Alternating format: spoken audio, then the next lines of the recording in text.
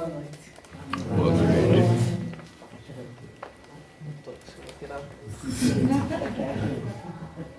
Vou tão bem agora, ela ajeitou tão bem. Ajeitei e ela tirou.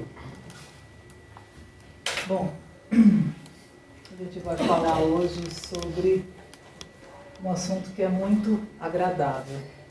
O maior de todo mandamento, qual é, né? O maior mandamento deixado aqui por Jesus. É ele. É o amor. Então, acho que a conversa vai ser agradável, porque a gente vai falar bastante de amor e falar bastante de Jesus, né? Que é uma união sempre boa. Jesus, quando aqui teve, acho que esse foi o maior de todos os ensinamentos que ele deixou pra gente, né? O amor, o maior de todos os mandamentos. E eu sempre digo aqui que quando a gente se utiliza desse ensinamento de Jesus, todo problema, toda dificuldade, ela tende a diminuir. Eu acho que se a gente pegar o Evangelho e ir espremendo, no final vai sempre sobrar o amor, né? Porque Jesus foi amor. Essa foi a sua religião, né? Esse foi o seu ensinamento. Para que a gente consiga entender melhor esse amor do Cristo, eu trouxe uma passagem aqui que é muito conhecida na história de Jesus, que é aquele momento do qual Jesus tem a chance de conversar com um doutor da lei, né? Assim foi chamado pelo evangelista Lucas, que está registrado lá no capítulo 10 do Evangelho. E quando a gente fala isso, quando a gente diz, parece até que soa estranho, né? A gente dizer, quando Jesus teve a chance de conversar com o doutor da lei, porque na verdade soaria melhor quando esse doutor da lei teve a chance de conversar com Jesus, né? Teve a oportunidade de conversar com Jesus. Mas como é assim que está? Então, para a gente entender melhor, quem seria esse doutor da lei? O nome já diz que é um doutor, né? É aquele que conhece as leis de Moisés muito bem. Aqueles que sabem, né? Aquele que conhece os caminhos da lei.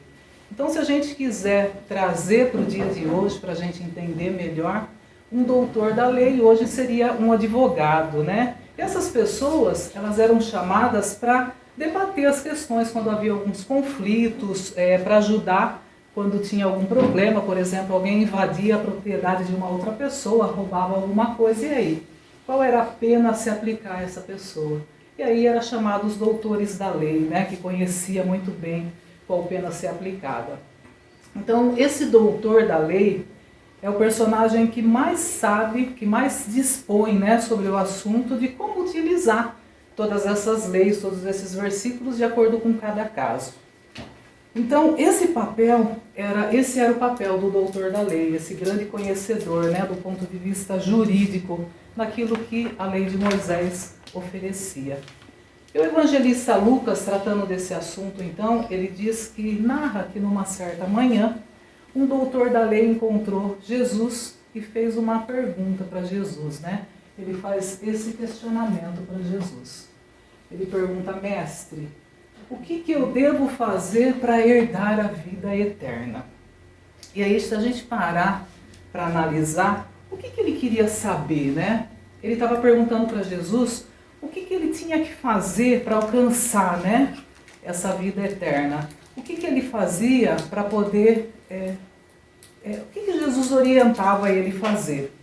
E o que é muito importante a gente destacar nesse caso é que esse doutor da lei, ele fazia parte de um pequeno grupo dos judeus ali da época que não discutiam esse fato da vida após a morte, porque isso na verdade não era muito comum, né? A grande maioria deles não estava preocupado com a vida depois da morte. A grande maioria deles estava preocupado com aqui, com agora, né? Estava preocupado com a vida material aqui, com a sua sobrevivência, com o fato de que Deus iria abençoá-los para que eles vivessem muitos anos, né? Para que eles tivessem uma vida próspera, para que eles ficassem saudáveis, ricos, felizes, né? Essa era a preocupação. O assunto que interessava para eles era a felicidade aqui, do lado de cá. Era a capacidade deles conseguirem, né, viver o tempo que tinham aqui de maneira feliz. E se a gente parar para pensar, isso há mais de 2000 anos, a coisa ainda não mudou muito, né? Porque a gente ainda continua muito preocupado com a nossa vida aqui, na matéria. Por mais que a gente já sabe, né, que o importante é o depois, que é o amanhã, a gente ainda se preocupa, né, a gente ainda se prende, né, às sensações aqui da matéria, né, os prazeres que ela nos oferece. Então, no fundo, o que esse doutor da lei perguntava para Jesus é se era possível, depois da morte, ele conseguir viver eternamente no mundo espiritual, sem essa necessidade de ter que voltar aqui para o mundo físico, né? Sem que ele precisasse estar aqui novamente, uma segunda vez aqui entre os homens, né? Então, a gente entende que o princípio da reencarnação está muito claro nessa pergunta que o doutor da lei faz. Então, ele era, portanto, alguém que conhecia muito bem sobre as leis, né? E talvez o que ele quisesse, na verdade, saber era confirmar ali as suas ideias, né? Ele queria ouvir o que Jesus tinha para dizer. O que era muito comum naquela época. Eles se reuniam para ouvir, né, as orientações de todos eles, tinha muitos filósofos, né? Então, talvez por isso que ele faz essa pergunta para Jesus.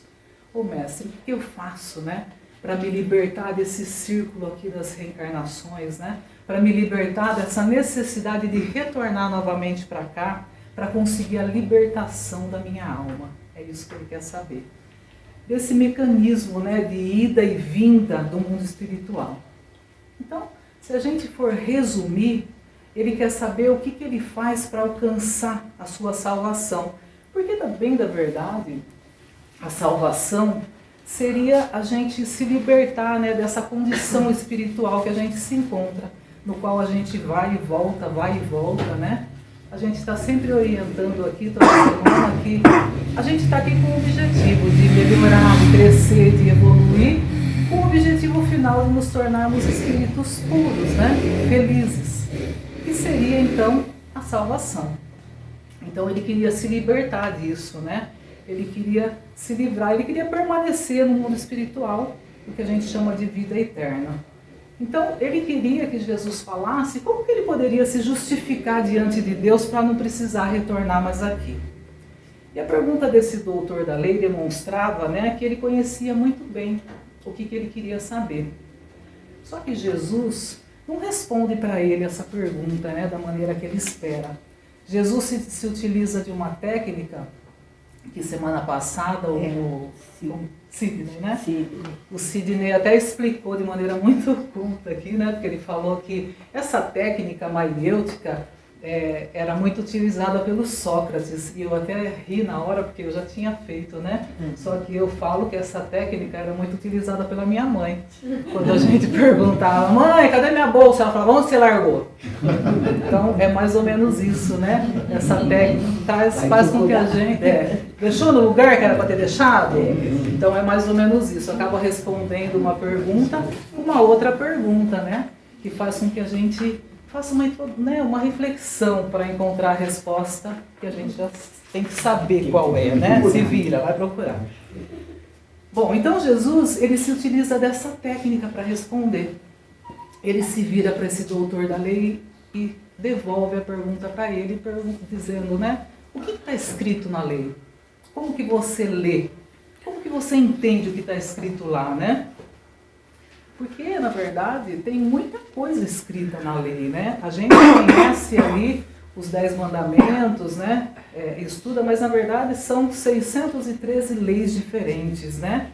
E a gente mal ideia. Só que naquela época, ele sendo um doutor da lei, ele tinha que saber todas essas leis de cabeça, de cor.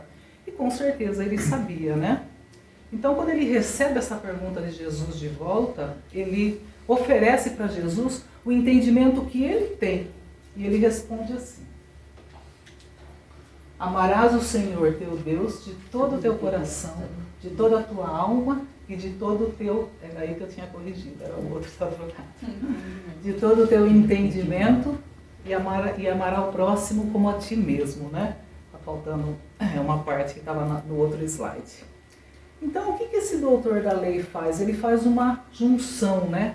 Ele faz uma união muito inteligente desse mandamento que em lugar nenhum se encontra junto, né? É ele que une esses dois mandamentos, né? Lá na lei de Moisés, esse amarás o Senhor teu Deus é um conceito que vai aparecer só no final, no 5º livro de Moisés, chamado Deuteronômio. E por que eu trouxe isso que está só lá no 5º livro? Porque eu achei muito interessante, né? A gente entender que Moisés, ele só entendeu que essa relação do homem com o Criador seria uma relação de amor lá no final. Até então, essa relação era uma relação de subalternidade, né? De obediência, de submissão, de entrega. Não era uma relação de amor.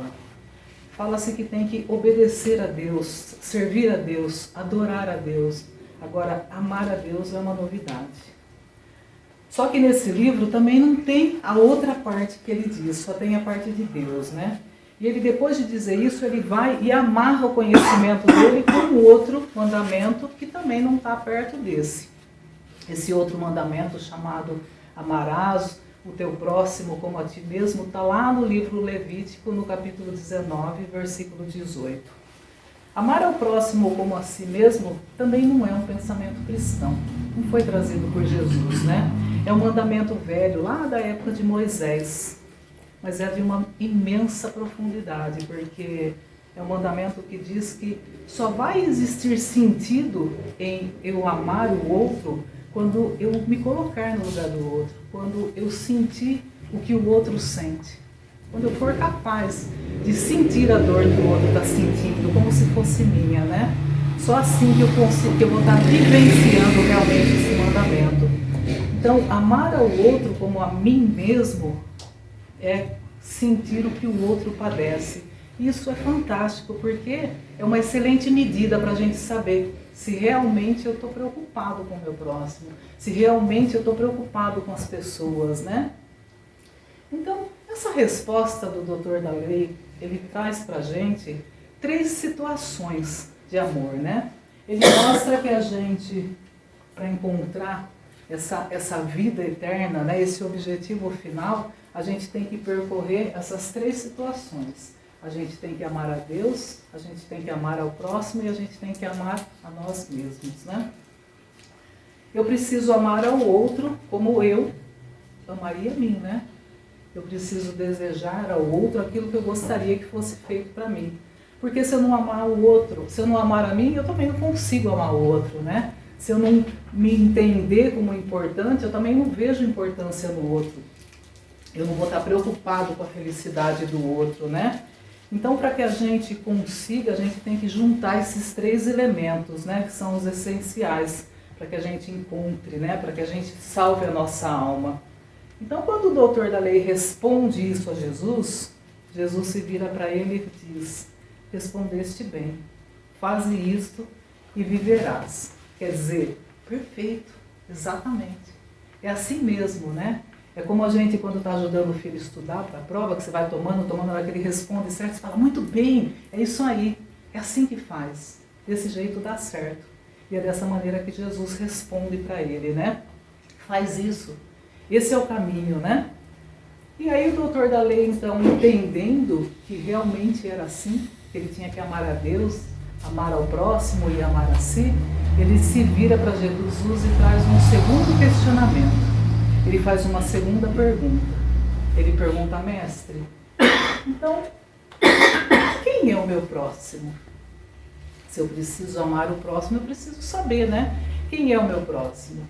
E quando a gente olha essa pergunta, dá a impressão de ser uma pergunta simples, né? Uma pergunta até ingênua. Só que essa discussão, ela era muito forte lá dentro do judaísmo. Até onde vai o limite, né, do meu próximo? Porque o mandamento dizia: amarás o teu próximo como a ti mesmo. Amar ao próximo como... Não, o mandamento diz: amar o teu próximo como a ti mesmo. E a gente fica falando tanto próximo, que a gente às vezes acaba perdendo, né, o sentido da palavra. Porque próximo é quem está perto, né? Próximo é realmente o próximo. E aí, quem é essa medida? Quem que eu tenho que amar, então? Eu tenho que amar a Ana Raquel, que está perto, é próximo. Aí, mais lá no meio, lá no Márcio, mais ou menos longe. E a Raquel, lá do outro lado da rua? é próximo?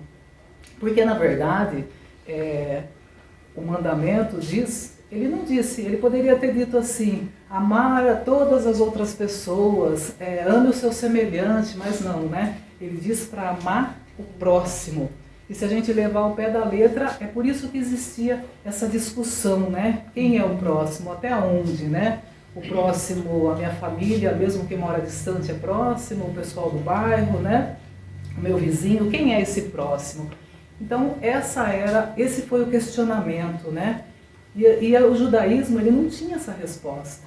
É por isso que esse doutor da lei, né, interessado em descobrir a resposta para essa pergunta, ele indaga Jesus, querendo saber quem é o seu próximo. Para que Jesus dissesse, né, qual é essa distância? Quem é esse próximo? Até onde eu tenho que amar? Só que a resposta de Jesus, novamente, não vem da maneira que o doutor da lei esperava ou gostaria, né? Jesus responde a essa pergunta contando uma parábola para ele, que é a parábola do bom samaritano. Eu acho que todo mundo deve conhecer, que a parábola é a história do homem que descia, né, lá de Jerusalém para Jericó, quando de repente esse homem acaba caindo na mão ali dos salteadores, né, dos assaltantes. E aí eles acabam pegando ele, roubam, né, o despojam, espancam, deixando ele ali meio vivo, meio morto. Eu não sei de onde a pessoa tira essa... Já viu uma pessoa meio viva, meio morta? Então o rapaz é assaltado e fica ali caído no chão, ninguém sabe se ele está vivo, se ele está morto, porque eu coloquei meio vivo, meio morto, não sei o que é uma pessoa meio viva, meio morta, né? Não quer morrer. Mais ou menos, Então está ali o rapaz caído, né? E aí por esse mesmo caminho descia então um certo sacerdote, que passando, vendo ali o rapaz, não sabe se está vivo ou se está morto, dá uma disfarçada, passa de largo e segue o caminho, né? Na sequência, pelo mesmo lugar, passa também um levita, que faz a mesma coisa. Olha o rapaz ali, né, todo machucado, faz aquela cara assim meio de paisagem, dá aquela disfarçada, passa de largo e vai embora. E aí, antes que a gente faça aquele julgamento que é costumeiro, né, como assim, gente? O rapaz ali caído, todo machucado, passou de largo. E aí, a hora que eu estava lendo, eu fiquei pensando, passa de largo é aquilo que a gente faz quase todos os dias. Quando a gente sabe que alguém está precisando de ajuda e a gente se faz meio desentendido e passa de largo.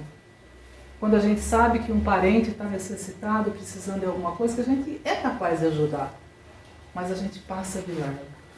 A gente passa de largo porque, com o tempo, quando a gente olha nos olhos da pessoa, às vezes a gente já sabe que a pessoa está precisando.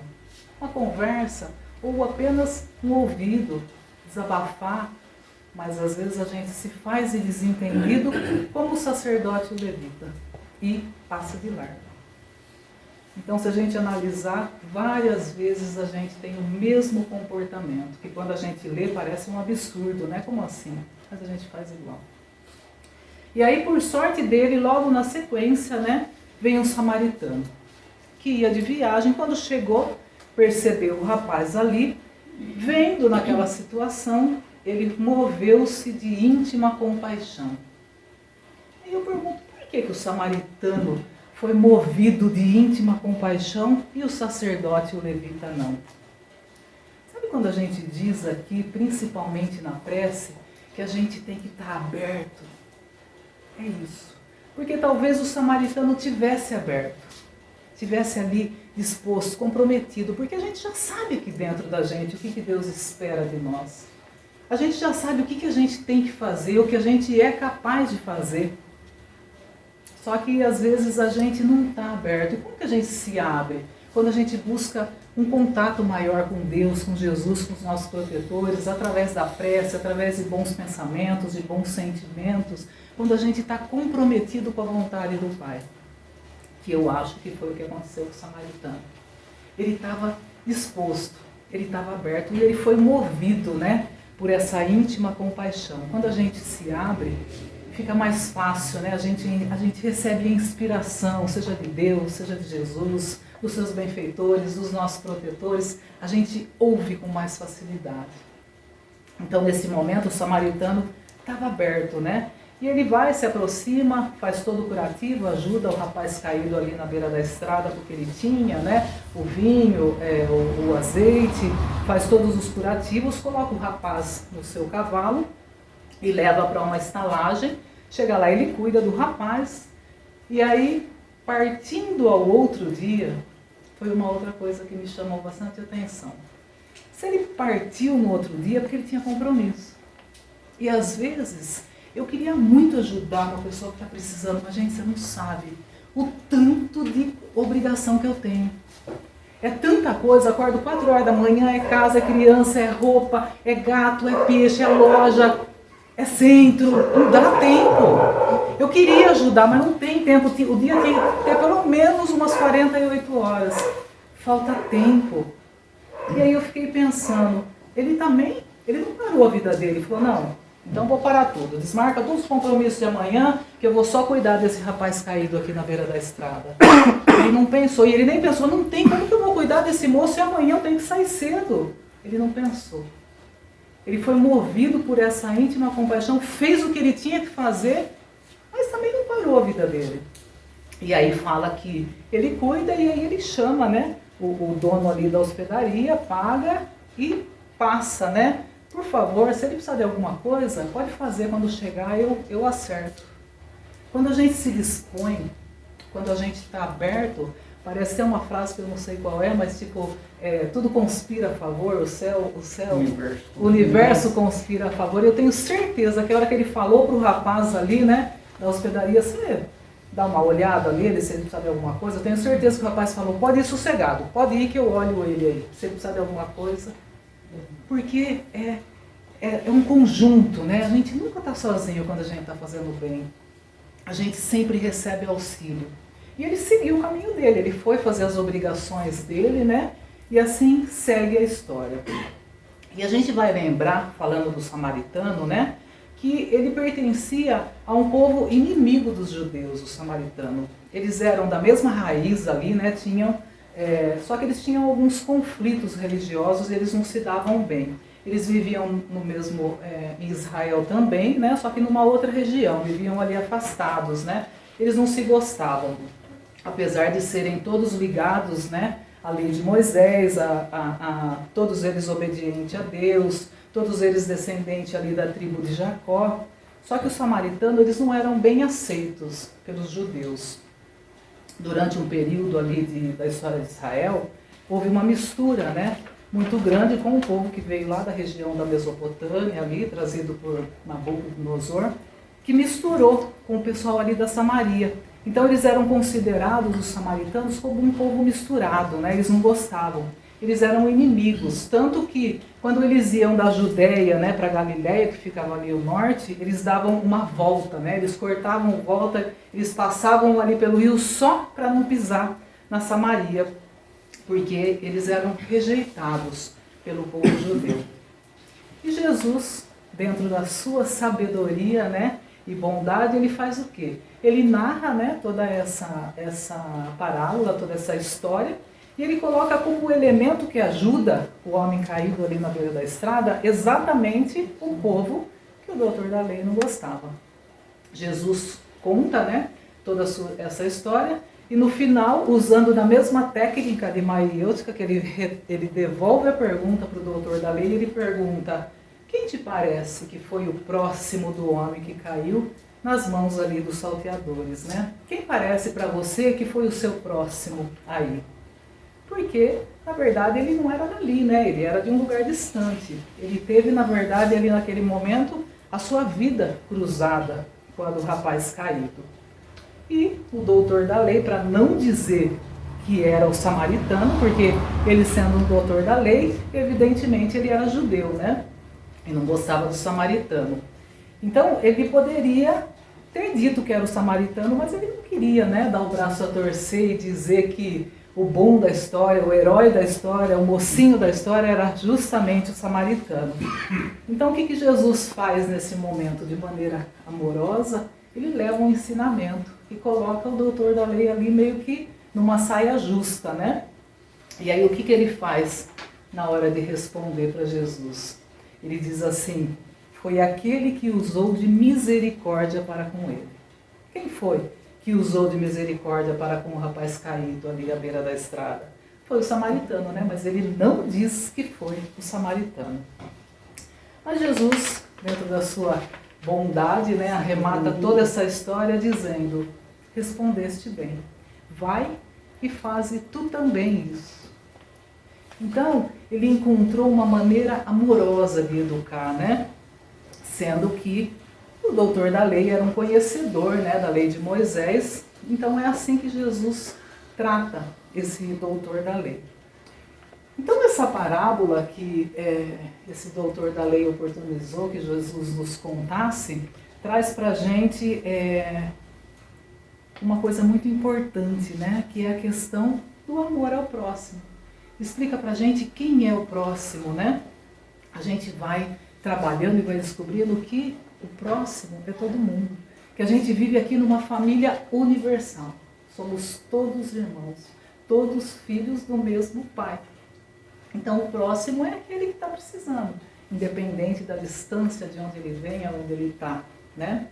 A doutrina espírita vai analisando todas essas questões e vai mostrando para a gente que realmente, né, esse processo da vida eterna que a gente busca, precisa desses 3 elementos, né?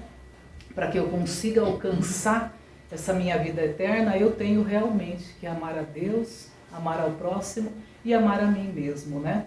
E vivendo esses 3 mandamentos de maneira junta, né, conjuntamente, é que a gente vai alcançar essa condição, né, de libertação das nossas almas, né? A gente vai vencendo as nossas dificuldades, as nossas más tendências, né?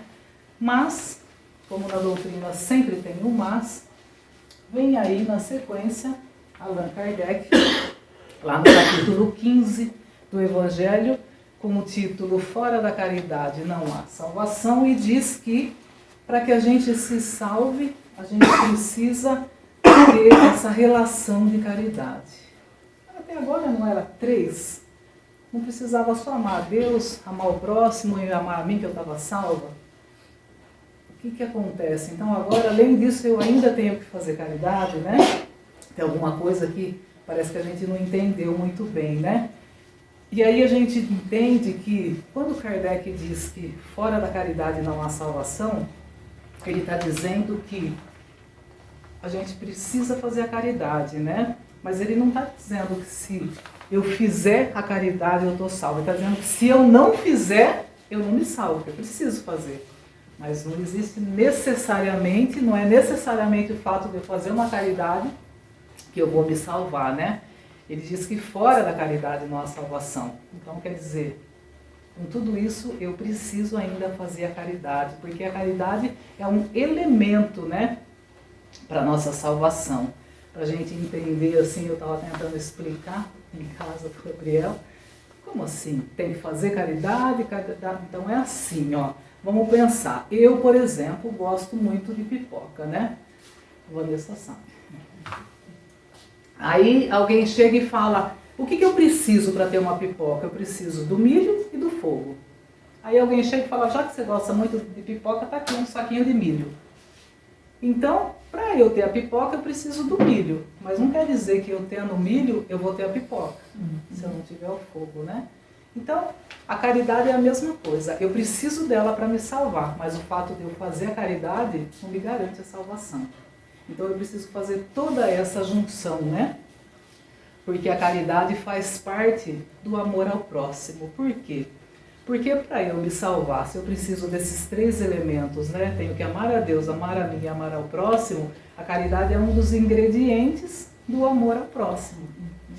Quando eu consigo essa relação com o Pai, quando eu descubro a minha importância, o valor que eu tenho e eu passo a me amar, aí sim eu consigo, tenho condições para amar o meu próximo. Por quê? Porque aí eu consigo fazer para ele aquilo que eu gostaria que fosse feito para mim. É o momento que eu faço a caridade. É a hora que a caridade entra, né? O amor ao próximo é a caridade, só que ela também não é suficiente, né? eu preciso, né, de todos os outros. Eu preciso realmente amar a Deus, porque não tem como eu me libertar daqui sem essa relação, né, com Deus. Eu preciso ter essa conexão com o divino, né? Eu preciso desenvolver dentro de mim a espiritualidade. E quando a gente fala espiritualidade, não é necessariamente, né, a religiosidade. Não é necessário que eu tenha uma religião, mas que eu tenha espiritualidade. A religião é importante demais, porque ela que mostra o caminho, traz a orientação, traz a instrução, né? Prepara, é o meio para que a gente encontre a espiritualidade, mas não é necessário. Tem muita gente aí que já tem espiritualidade sem religiosidade, né? O que a gente precisa é dessa conexão com Deus, é dessa ligação, né, com aquele que nos criou. A gente já tem, a gente precisa ir aproximando, né? Porque eu entendo que é como um laço, que nem a mãe não tem um laço ligado pelo cordão, pelo bebê, a gente tem essa ligação com o Pai. É o nosso Pai, é o nosso Criador, né? Então a gente tem que aproximar esses laços, tem que ter essa relação de intimidade, né? Senão a gente não vai conseguir se libertar daqui, né? É essencial sim ter essa espiritualidade, sentir a presença do sagrado dentro do nosso interior, reverenciar tudo que foi criado por Deus, seja a natureza, seja esse planeta, né? E ter a certeza que Deus se manifesta, né, nos cuidados com a gente, no amor que tem nas nossas vidas, porque se a gente não tiver essa relação com o nosso Criador, se a gente não tiver essa relação com Deus, a gente também não vai encontrar, né, a salvação, porque a gente não se desenvolve como espírito.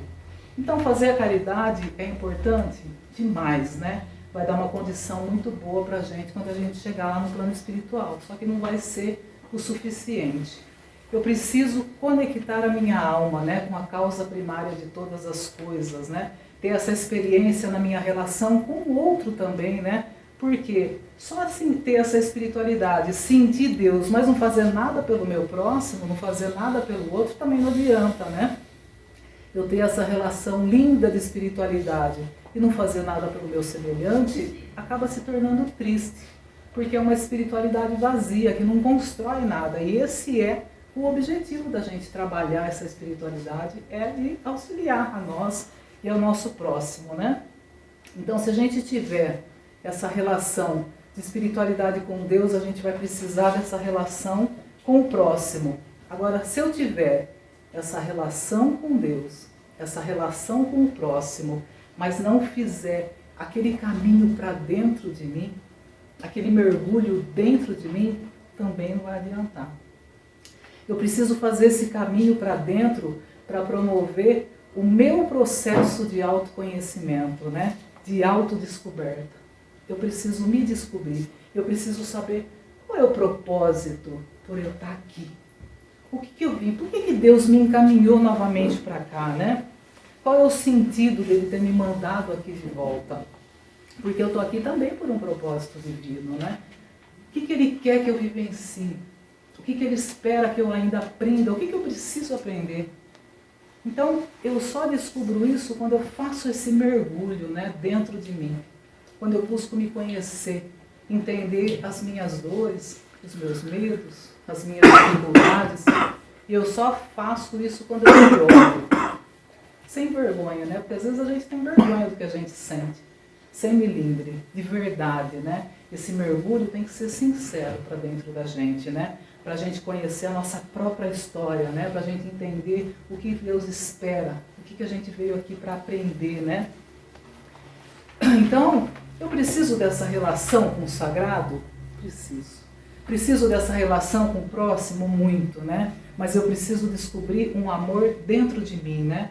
Eu preciso descobrir que eu sou importante para que eu desenvolva essa capacidade de perceber a importância que eu tenho para mim e para as outras pessoas que convivem comigo.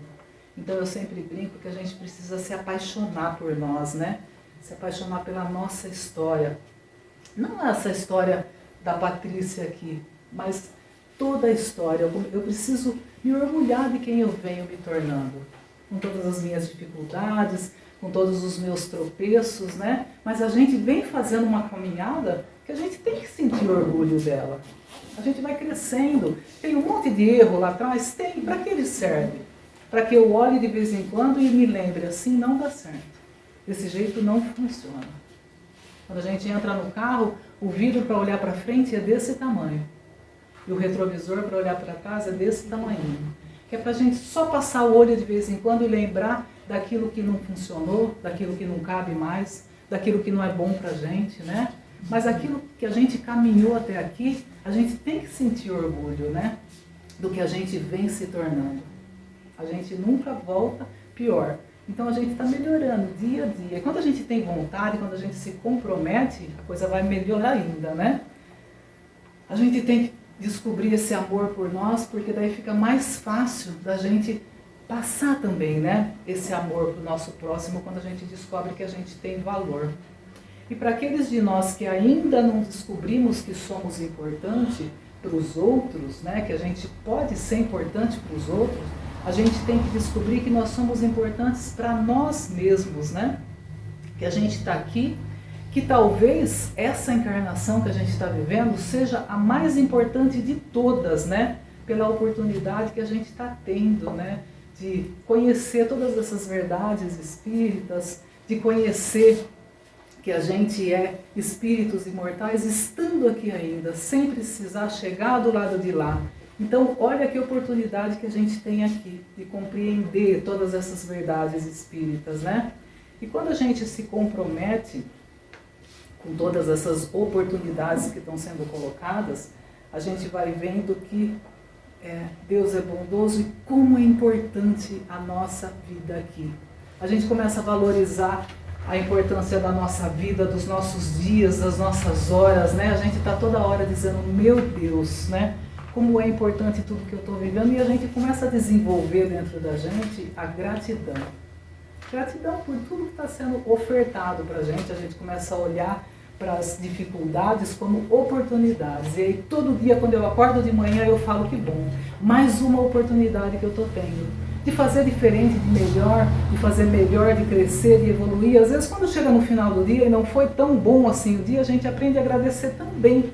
Porque é na dificuldade que a gente aprende, né? No dia a dia, no corriqueiro ali, né? Aqueles percalços, aquelas encrencas que aparecem, é isso que vai fortalecendo a gente, que a gente vai se tornando melhor, né?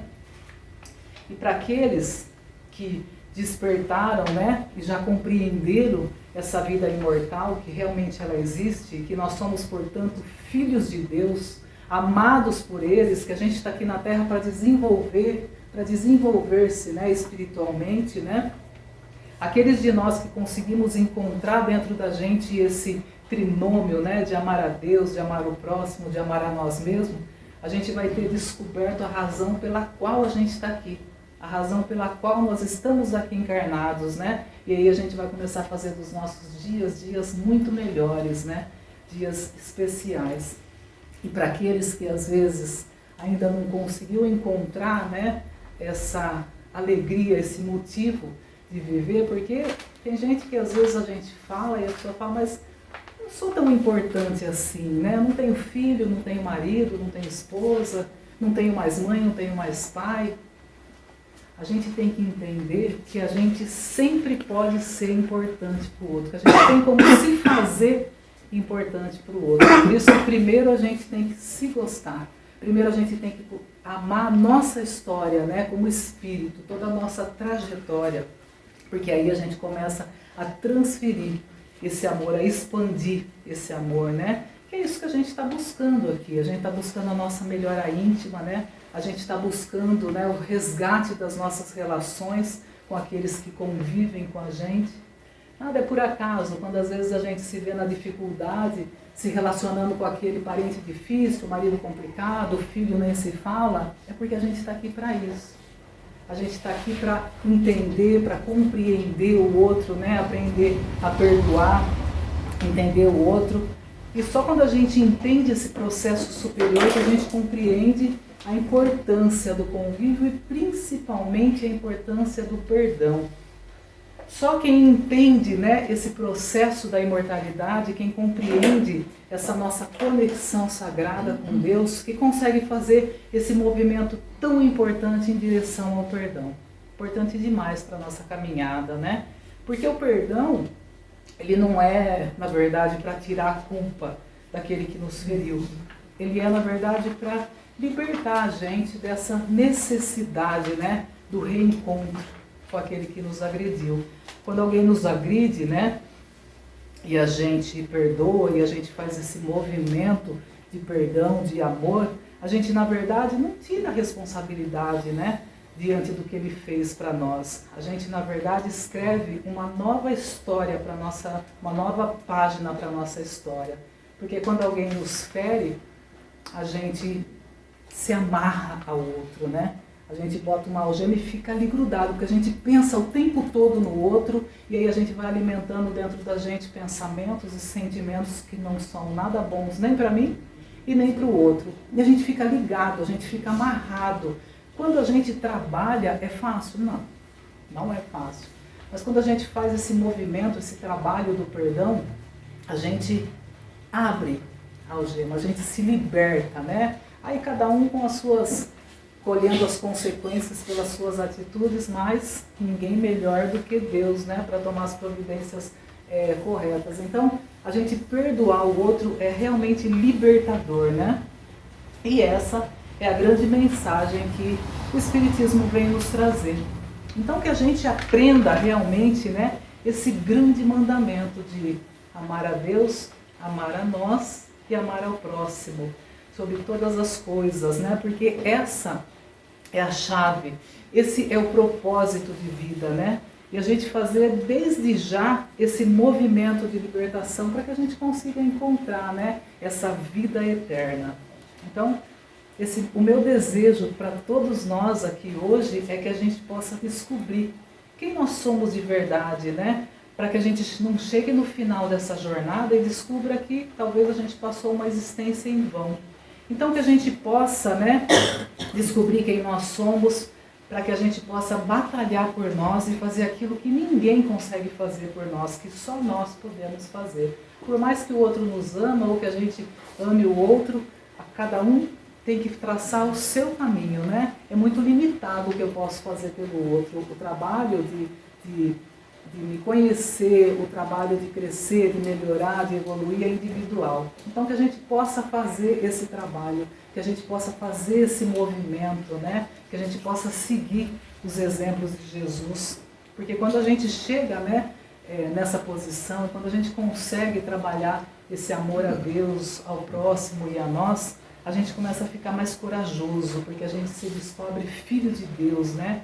A gente se descobre capaz de se refazer, como um membro da natureza mesmo. Se a gente pegar uma planta e matar e deixar ela ali e não fazer nada, ela brota, ela se refaz. E a mesma coisa acontece com a gente. A gente passa por uma dificuldade, mas a gente é capaz de se refazer, a gente é capaz de brotar. E aí com isso a gente vai brotando cada vez mais fortalecido, né? Na certeza que a gente está sempre sendo amparado por Deus, pelo nosso Mestre Jesus, né?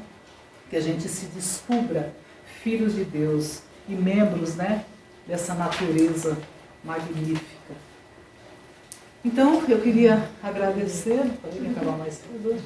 Agradecer pela atenção e eu queria encerrar com essa imagem, um desejo de que quando a gente chegue lá no final da nossa caminhada, a gente possa sentir uma mão assim pesando no nosso ombro, dizendo, fizeste bem. Vamos lá. Obrigada.